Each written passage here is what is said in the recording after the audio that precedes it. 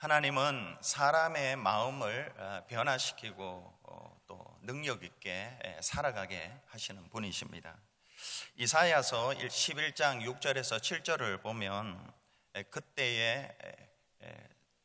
그때에 이리가 어린 양과 함께 살며 표범이 어린 염소와 함께 누우며 송아지와 어린 사자와 살찐 짐승이 함께 있어 어린아이에게 끌리며 암소와 곰이 함께 먹으며 했습니다.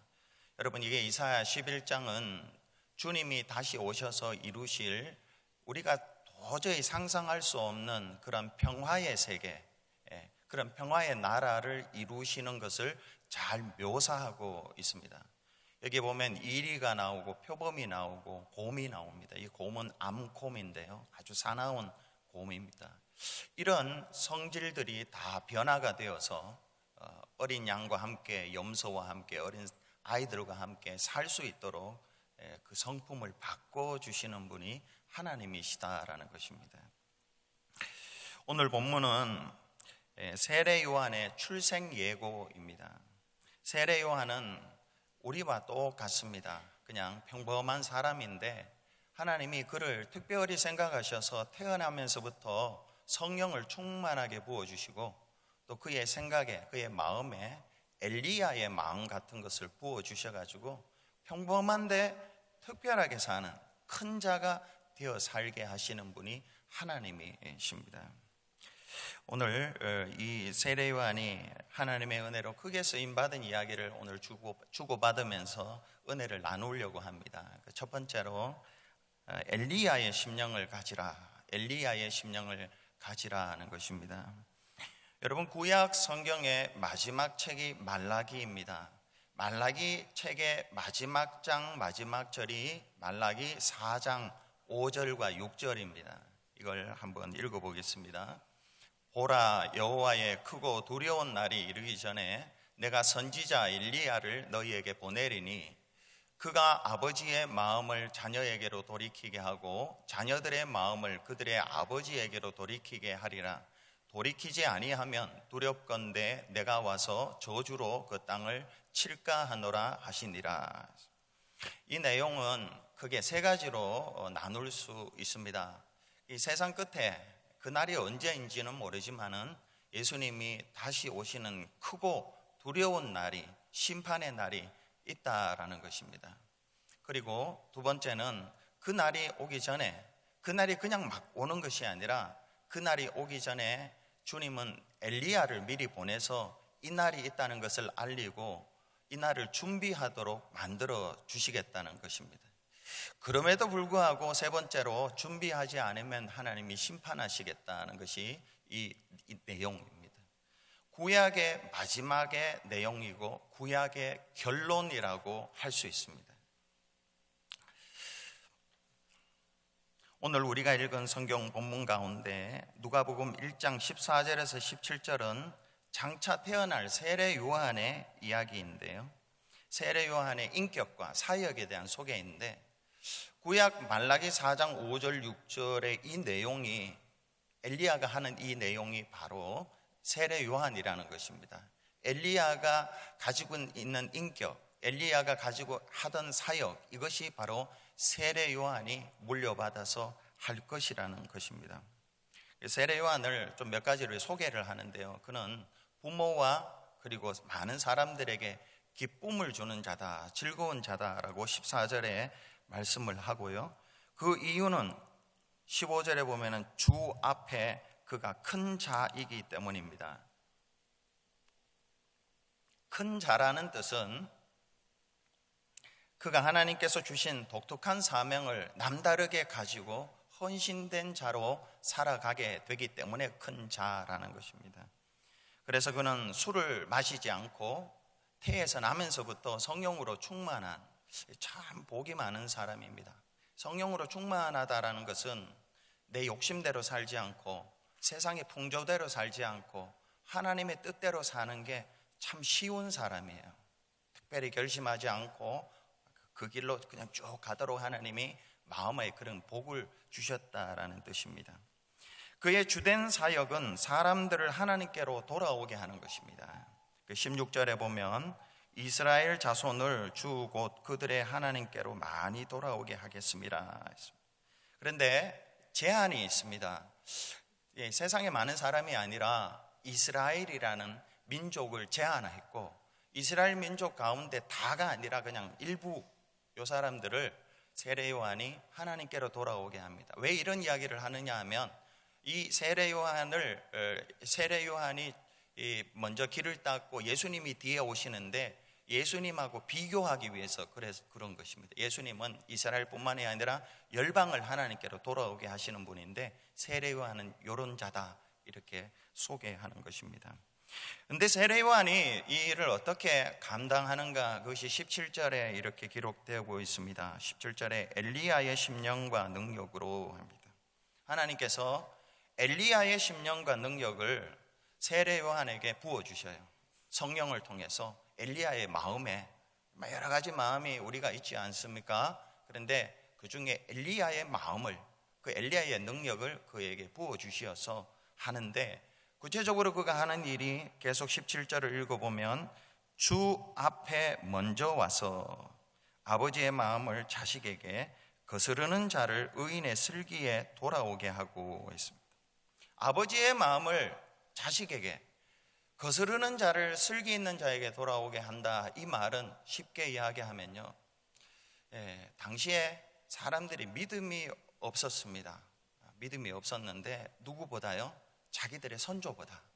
아들이 있는데 아버지, 할아버지, 증조할아버지, 고조할아버지는 정말 믿음으로 살았는데 당대에는 믿음이 없었어요. 그래서 당대에 이 사람들에게 아버지의 마음을 그들에게 부어준다, 아버지의 믿음을 부어준다는 것입니다.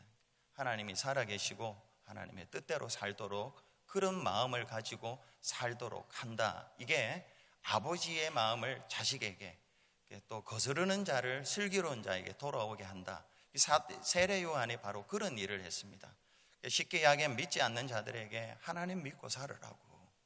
왜냐하면 주의 크고 두려운 날이 있을 것이라고, 그런 이야기입니다. 세례 요한에게 부어주신 엘리야의 심령은 크게 두 가지입니다. 구체적으로 첫 번째는 사자처럼 담대한 마음을 가지는 것입니다. 사자처럼 담대하게 외치는 것입니다. 열왕기상 18장을 보면, 열왕기상 18장은 성경을 아시는 분들은 거기에 갈멜산 대첩이 있다는 것을 우리가 알죠.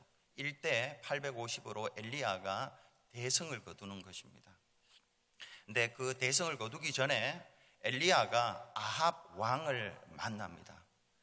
근데 그 당시에 이스라엘은 큰 그 가뭄으로 인해서 나라가 너무 힘든 가운데 있었습니다.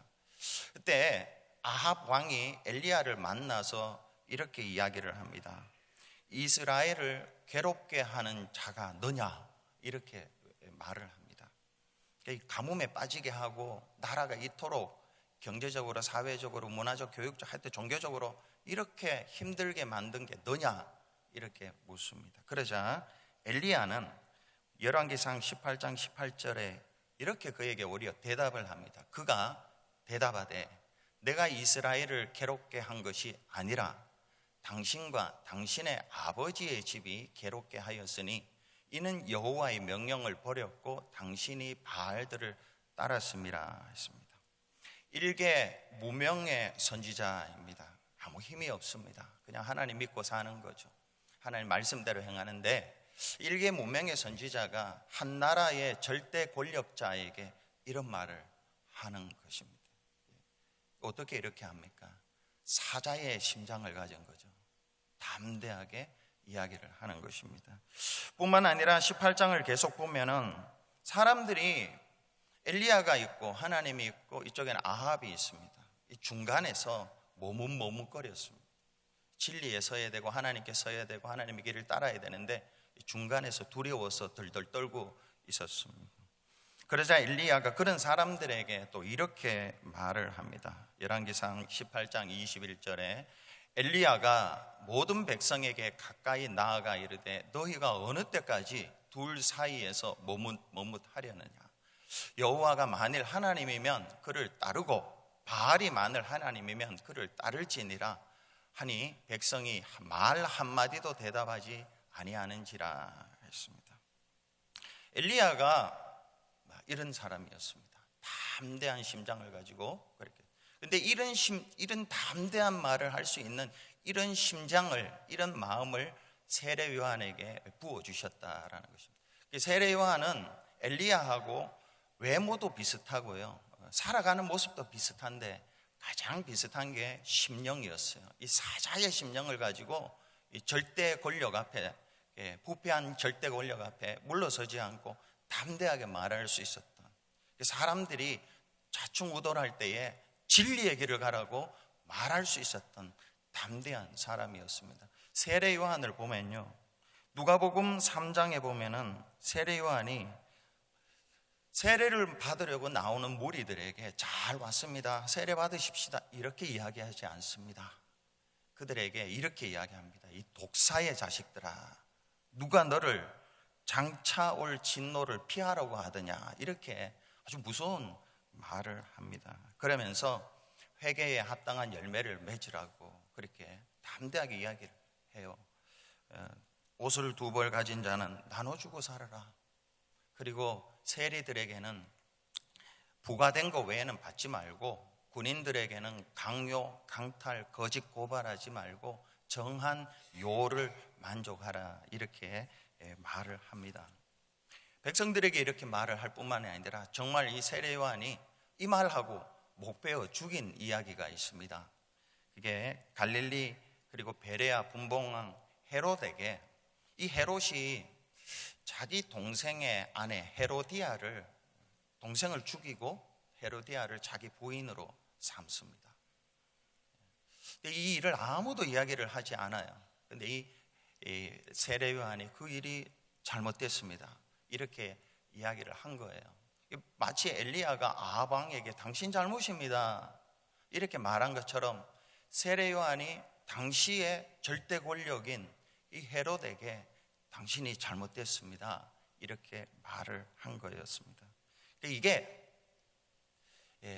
하나님이 세례 요한의 심령에 부어준 사자의 심정이었습니다.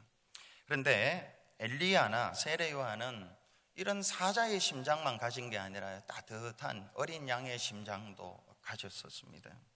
그들은 회개만 외치는 외골수만 아니라요, 한쪽으로는 회개를 외쳤지만은 또 한쪽으로는 가난한 자들을 돕고, 그리고 그들이 진리의 길을 가서 주님이 다시 오실 크고 두려운 날을 준비하게 만든 자였습니다. 예를 들어서 엘리야는 큰 흉년 들었을 때에 사르밧 과부의 그 집에 떡 그리고 기름이 떨어지지 않도록 기적을 베풀어 주셨고요, 아들이 죽었을 때 살려 주었습니다.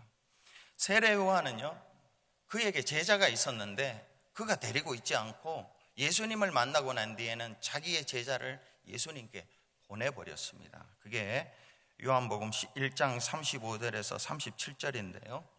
또 이튿날 요한이 자기 제자 중 2사람과 함께 섰다가, 여기서 요한이 세례 요한입니다. 자기 제자 중 2사람과 함께 섰다가 예수께서 건의심을 보고 말하되 보라 하나님의 어린 양이로다. 2 제자가 그의 말을 듣고 베드로를 따르거늘 했는데요, 이 성경을 읽어보면 이 2 제자는 베드로와 안드레입니다.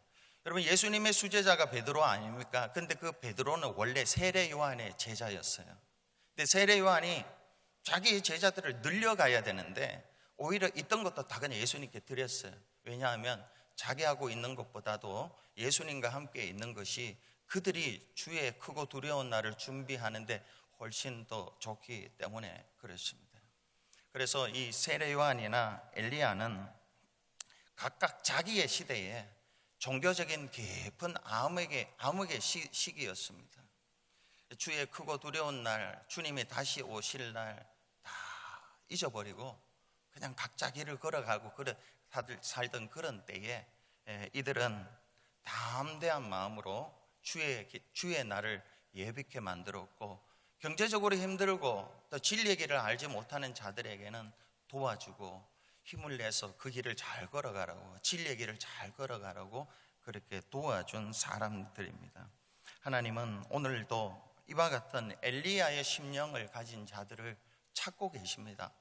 미가서 6장 8절에 보면은 사람아 주께서 선한 것이 무엇임을 네게 보이셨나니 여호와께서 네게 구하시는 것은 하나님이 우리에게 찾으시는 것은 오직 정의를 행하며 인자를 사랑하며 겸손하게 내 하나님과 함께 행하는 것이 아니냐 했습니다. 그러니까 이 배경은 전부 다 학생들이 기말 시험이 있듯이요, 우리 인생의 끝에 기말 시험이 있습니다. 하나님이 우리에게 인생을 주시고 구원해 주시고 어떻게 살았는지 시험이 있습니다. 마지막에. 근데 그때에 하나님께 상급받고 심판받지 않기 위해서 정의를 행하고 살아라.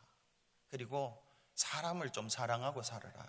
그리고 하나님과 동행하면서 세상 길로 가지 말고 하나님의 길로 걸어가라. 이렇게 말씀하시는 것입니다. 여러분, 오늘 이 말씀을 보면서요, 저와 여러분이 정말 주의 크고 두려운 날, 구약 성경의 결론입니다.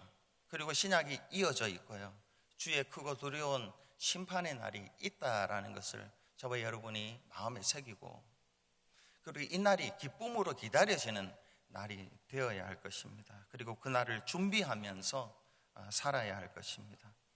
우리 여기 계신 분들은 많은 분들이 산 날보다 살 날이 많지 않습니다. 그렇지 않습니까? 그러니까 그 살 날이 앞으로 얼마나 될지 모르지만 죽음이 끝이 아니라고 우리는 다 믿지 않습니까? 죽음 위에는 심판이 있다고. 그것을 준비하는 날이 되어야 되고요. 그리고 사는 날 동안에 어떤 자들은 다 그런 건 아닙니다. 세례요한의 시절에는 세례요한 한 사람이 그랬습니다.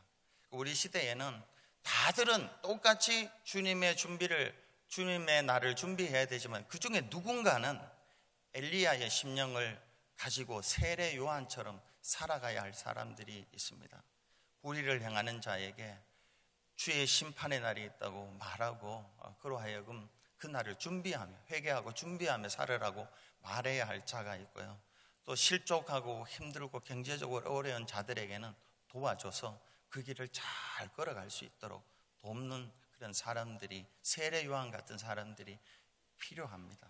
혹시 그가 저와 여러분이 누군지는 모르지만 그 일을 잘 감당해야 합니다. 오늘 두 번째로, 하나님은 사랑하시기 때문에 징계하시는 분입니다. 사랑하시기 때문에 매를 대세요. 사랑하기 때문에 아프게 하시고, 사랑하기 때문에 때로 실패하게 하시고, 사랑하기 때문에 어려움을 겪게 하시는 분이 하나님이십니다. 하나님은 사랑하시기 때문에 그의 백성을 징계하고요, 그 징계의 이유를 알고 징계를 잘 배우면 징계가 끝이 나고 그 사람이 영적으로 또 어떤 면에서 점프하게 하시는 분이 하나님이십니다. 오늘 본문 18절에서 23절이 그 내용이에요. 오늘 본문 전체가 그 내용인데, 18절을 보면은 18절에 사가랴가 천사에게 이르되 내가 이것을 어떻게 알리오? 내가 늙고 아내도 나이가 많으니이다. 이 사가랴가 천사에게 한 말이에요. 가브리엘 천사에게. 가브리엘 천사가 무슨 말을 했기에 이런 말을 사가랴가 천사에게 했느냐? 네 아내 엘리사벳이 아이 놓을 것이다. 근데 지금까지 아이가 없었고 둘 다 나이가 늙어서 희망이 없었는데 천사가 어느 날 나타나서 아이를 낳을 것이다 이렇게 이야기하니까 사가랴가 지금 이런 식으로 대꾸를 한 것입니다. 지금 말을 한 거예요. 그런데 천사가 그에게 이런 징계를 내립니다. 20절에 보면은 보라, 이 일이 되는 날까지 네가 말 못하는 자가 되어 능히 말을 못하리니 했습니다. 그러니까 금방 말을 했습니다. 금방 말을 했는데 그 말이 끝나자마자 네 벙어리가 될 것이다 이렇게 하나님이 징계를 내리셨습니다.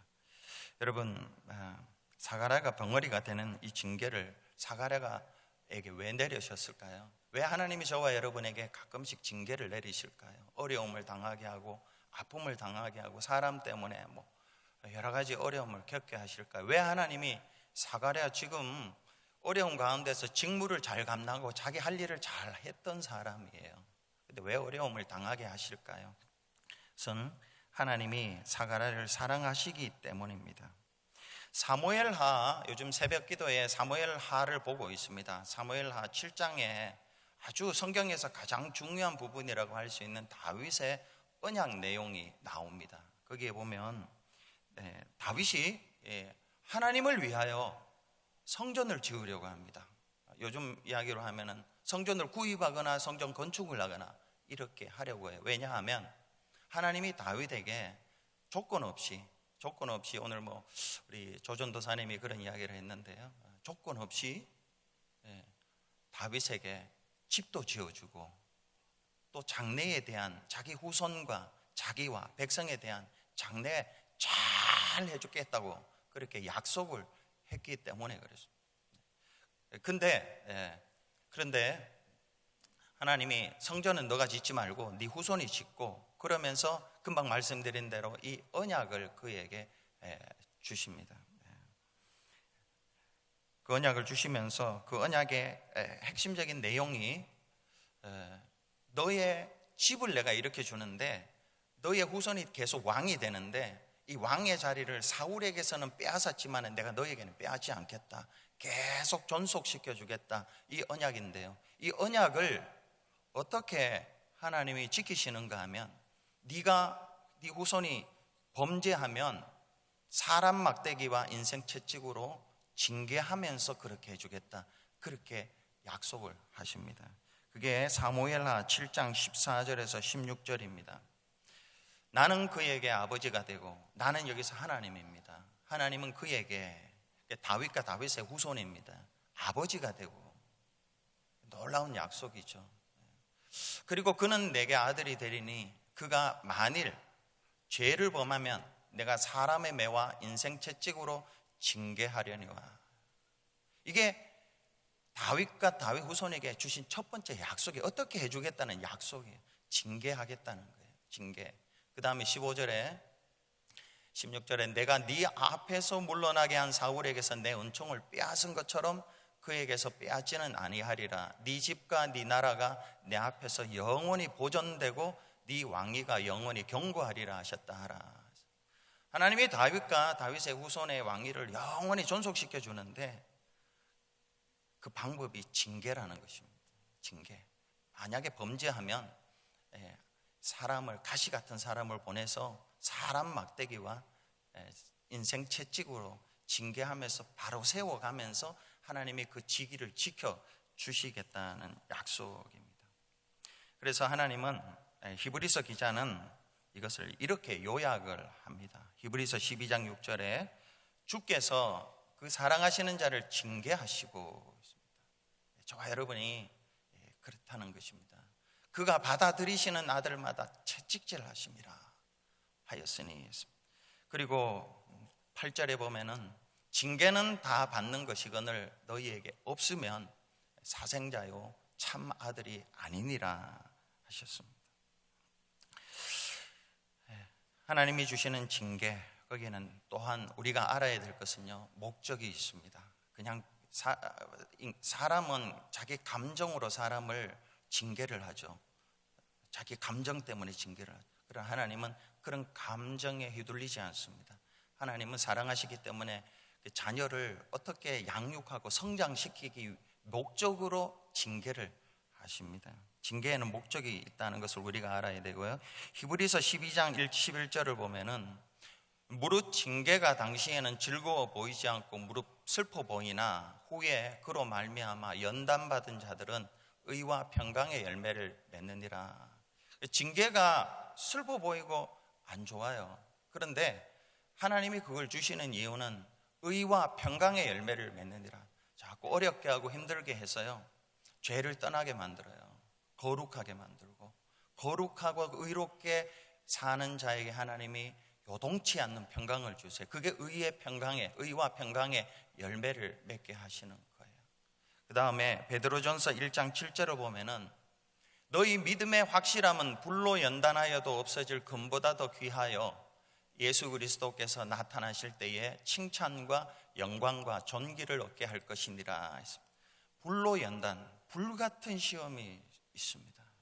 불같은 시험 많으나 겁내지 맙시다. 이런 찬양이 있듯이요, 정말 불같은 시험, 너무너무 힘든 시험이 있습니다.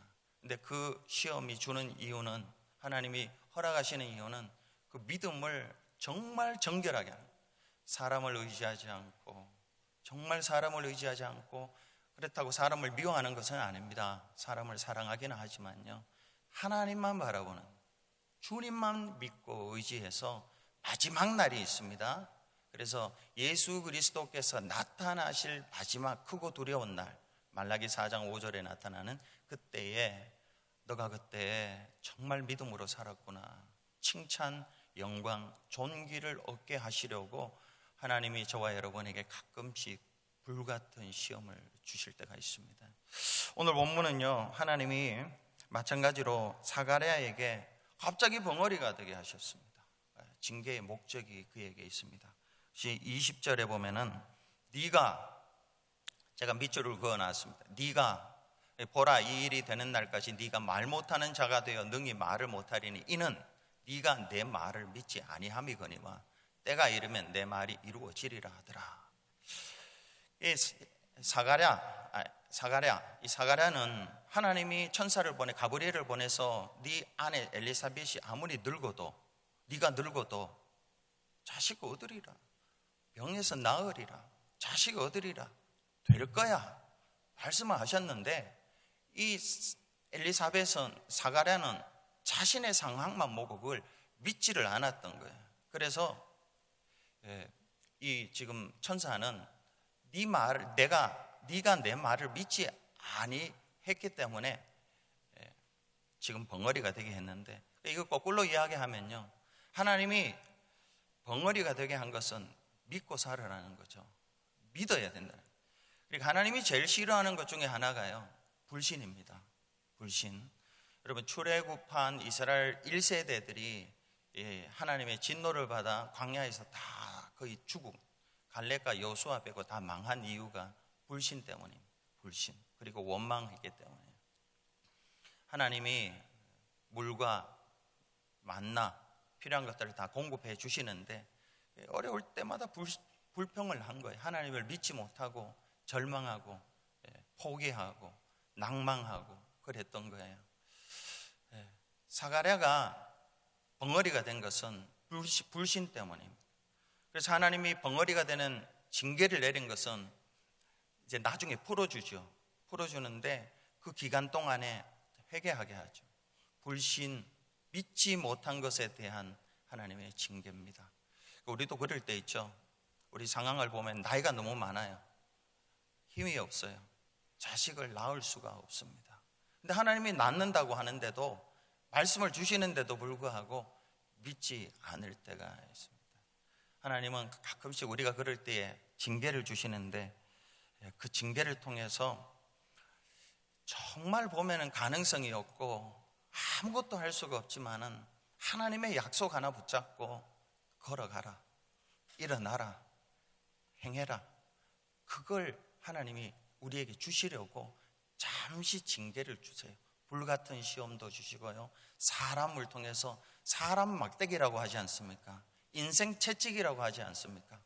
사람이 갑자기 저 사람이 나한테 어렵게 하고, 갑자기 저 사람이 나를 힘들게 하고, 그게 그 사람을 보는 게 아니라 내가 하나님을 믿지 못하는 게 뭐가 있나, 그걸 살피는 게 정말 신앙인이 되는 것이죠. 여러분, 혹시나 저와 여러분에게 사람 막대기와 인생 채찍이 있습니까?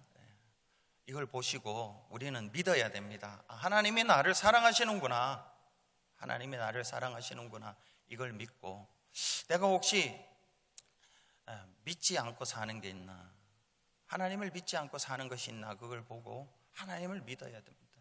하나님을 믿는다는 것은 성경을 믿어야 돼요. 말씀을 믿는 거예요. 할머니, 할아버지가 아이를 낳는다는 거예요. 하나님이 말씀하셨으니까 된다고 믿고, 걱정하지 말고 염려하지 말고 믿고 살아야 돼요. 불같은 시험 왜 주십니까? 주님이 나타나실 때에 그 믿음으로 살아서 칭찬과 영광과 존귀를 얻기 위해서 주님이 주신다는 것이죠. 왜 어려움을 주십니까? 의와 의의 평강의 열매를 맺기 위해서 주시는 것이죠. 하나님이 주시는 징계, 이것을 우리가 잘 성경 말씀을 통해서 소화할 수 있는 사람들이 되어야 할 것입니다. 세 번째로, 은혜 받을 때에 5달 동안 숨어 있으라. 은혜 받을 때에 5달 동안 숨어 있으라 합니다. 24절을 보면요, 이후에 그의 아내 엘리사벳이 잉태하고 5달 동안 숨어 있으며 이르되 했습니다. 그러면 엘리사벳이 세례요한을 잉태하고 난 뒤에 5달 동안 숨어 있었습니다. 숨어 있다는 것은 외출하지 않았던, 집에 그냥 머물러 있었다는 뜻입니다. 여러분, 엘리사벳이 왜 집에 머물러 있었을까요? 나이 많아 임신한 것이 부끄러워서일까요? 그것은 아닙니다. 이스라엘 민족들 가운데에 자식을 나이가 많든 적든 가지는 것은 자랑거리였습니다. 자랑거리. 근데 그는 자랑하지 않고 집에 머물러 있었습니다. 그 이유가 있었습니다. 그것은 25절을 보면요, 25절에 주께서 나를 돌보시는 날에 사람들 앞에서 내 부끄러움을 없게 하시려고 이렇게 행하심이라 하더라. 주께서 돌보셨습니다. 엘리사벳은 하나님이 자기를 돌보시는 것을 알았습니다. 그리고 자기가 아이 못 낳는 거, 이 수치와 부끄러움인데 쫓겨날 일이고요. 그런데 아이를 낳게 하신 것을 그가 알았습니다. 메시지 성경으로 이 25절은 이렇게 해석을 하고 있습니다. 하나님께서 나의 딱한 처지를 이렇게 보상해 주시는구나. 25절은 엘리사벳이 5개월 동안 숨어 있으면서 유일하게 한 말입니다. 다른 말이 없습니다. 엘리사벳이 5개월 동안 집에 머물러 있으면서 유일하게 한 말이 요거예요. 주께서 나를 돌보셨다, 이거예요. 그리고 사람들 앞에서 내 부끄러움을 없애주셨다, 자식 낳게 해주셨다, 이거예요. 5개월 동안 이 말만 하고 살았다, 이렇게 이해해도 틀리지 않습니다. 이 말은 다르게 이야기하면요, 5개월 동안 자식 가진 거 자랑하고 싶었지만은 그거보다 더 급했던 게, 더 먼저가 하나님이 나를 돌보시고 부끄러움을 없애주신 그 하나님을 감사하고 찬양하고 그 하나님과 깊은 교제를 가지는 것을 먼저 가졌다, 이렇게 이해할 수가 있습니다. 이게 찬양입니다. 25절은 엘리사벳이 불렀던 노래였어요. 노래. 그래서 여러분, 이 엘리사벳을 통해서 찬양을 잘할 수 있는 비결을 우리가 깨달아야 됩니다. 성도는 찬양하는 자죠. 뭐 노래하는 자이기도 하고 찬양하는, 노래하고 찬양은 다릅니다. 노래는 노래고 찬양은 찬양이에요. 어떻게 달라요? 노래는 노래고 찬양은 찬양이에요. 어떻게 다릅니까? 노래는 날 자랑하는 거예요. 내가 노래를 이렇게 잘한다고 하는 거예요. 찬양은요, 나를 통해서 하나님 자랑하는 거죠. 이게 찬양이에요. 이제 노래하면서 찬양을 하는데 노래하는 사람들 있어요.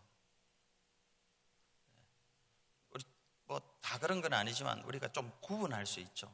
찬양을 해야 되는데 이 찬양 시간에 월십을 해야 되는데 퍼포먼스를 하는 사람들이 있어요. 하나님을 노래해야 되는데 자기를 자랑하는 그런 사람. 근데 노래는 정말 못하는데 하나님을 찬양 잘하는 사람이 있어요. 곡조도 틀리고 박자도 틀리고 다 틀리는데 하나님을 노래하는 거죠. 하나님이 행하신 일들을, 하나님이 이런 분이시다고, 그런 분들이 있습니다. 이 엘리사벳은 찬양을 잘할 수 있는, 나이도 늙었고 목소리도 약하고 박자도 잘 틀리고 하지만은요, 하나님이 딱 하늘에서 들으셨던 그 한 줄의 말이 이 찬양이었어요. 주께서 나를 돌보시는 날에 사람들 앞에서 내 부끄러움을 없게 하시려고 이렇게 행하셨습니다. 이게 찬양이에요. 하나님이 그걸 들으시고 기록한 것입니다. 이걸 조금 분석하면요, 찬양을 잘하는 비결은 자신의 비천함을 확실히 알고 그 비천함을 누구도 돌보지 않았는데, 누구도 거들떠보지도 않았는데 하나님이 자신을 비천함을 거들떠봤다, 돌봤다. 하나님이 오셔서 나를 사랑해 주셨다. 이걸 아는 사람이 뭐 노래를 잘하든 못하든, 목소리가 나쁘든 좋든 찬양을 잘할 수 있습니다. 다윗은 그런 면에서 정말 찬양의 대가였습니다. 다윗은 사무엘하 7장 18절에 보면 이렇게 합니다. 다윗 왕이 여호와 앞에 들어가 앉아서 이르되, 주 여호와여, 나는 누구이오며 내 집은 무엇이기에 나를 여기까지 이르게 하셨나이까. 이 18절은요 17절까지의 내용이 있었기 때문인데, 그 내용은 다윗의 언약이었습니다. 하나님이 다윗에게 조건 없이 내가 너와 너의 후손을, 왕위를 영원히 존속시켜 주겠다, 이 이야기를 듣고 다윗이 18절에 이렇게 찬양을, 감사를 하는 것인데, 다윗은 생각해 보니까 내가 누군데, 내 집이 어떤 집인데 나를 여기까지 이르게 하셨습니까? 이런 복을 받게 하셨습니까? 이걸 깨닫고 찬양을 하게 된 것입니다. 시편 144편의 1절에, 이것도 다윗의 시입니다. 시편 144편 1절이 나의 반석이신 여호와를 찬송하리로다 합니다.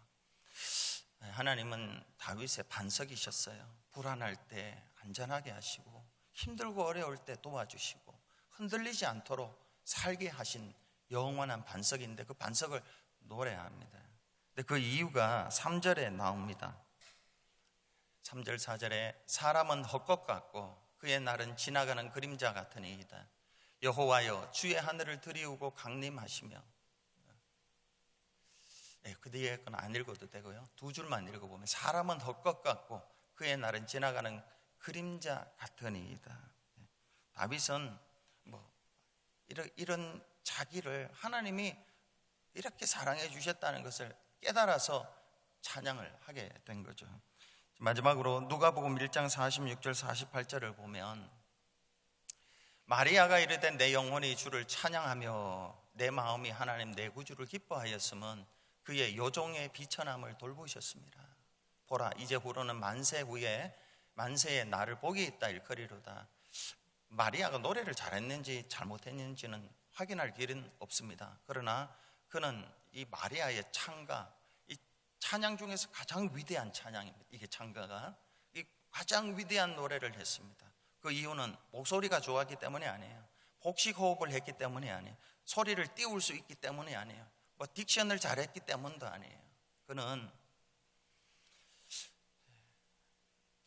비천한 나를 하나님이 돌보셨다는 사실을 깊이 깨달았기 때문에 그 이후에 이제 마리아의 찬가가 흘러나오는 것입니다. 여러분, 저와 우리 베다니 교회는 정말 찬양을 잘하는, 노래도 잘하고요, 흥겹게 살고 지난 우리 야외 예배 갔을 때 참 잘 하시더라고요. 근데 그것도 좋고, 그렇지만은 정말 찬양을 잘하는 그런 자가 되어야 되는데요, 그것은 정말 하나님이 나와 내 집이 무엇이건데 나 같은 비천한 자를 하나님이 돌보셨다는 것, 이걸 알면 찬양합니다. 그런데 찬양 안 하는 사람들은 그걸 모르기 때문에 그런 거죠. 찬양을 잘하는 우리 성도님들 되시기 바랍니다. 기도하겠습니다.